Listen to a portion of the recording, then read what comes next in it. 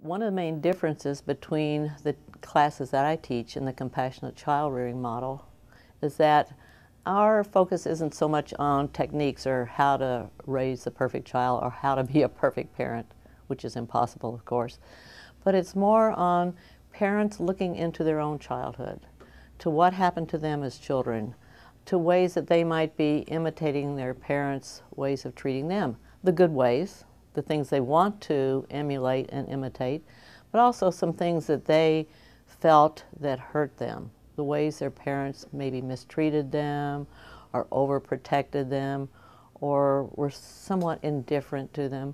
So they look into their own childhood and they recall some of these ways that their parents were with them.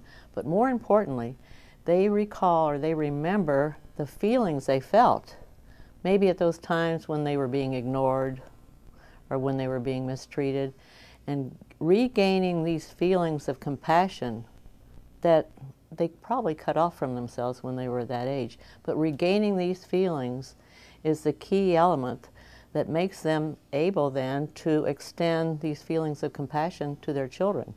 See, in feeling for themselves and what happened to them, they feel for their children, and also they have no desire, of course, to go on and perpetuate any kind of mistreatment or indifference that was done to them.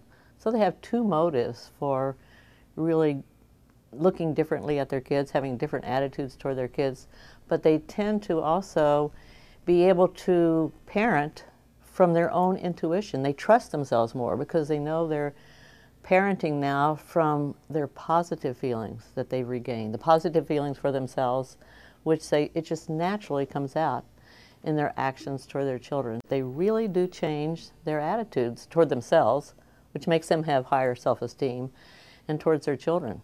They have more positive attitudes toward their kids.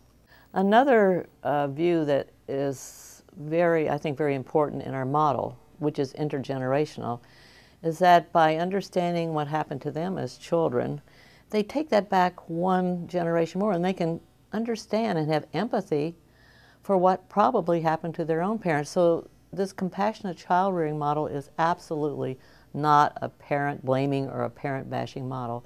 It has compassion towards all people, towards struggles that everyone is going through. You see, we see all human beings as being in a condition of having lots of experiences that they have to face, illness, death. Everybody's in the same boat. So they extend those kind of feelings to their parents and to their children, and of course, most importantly, to themselves.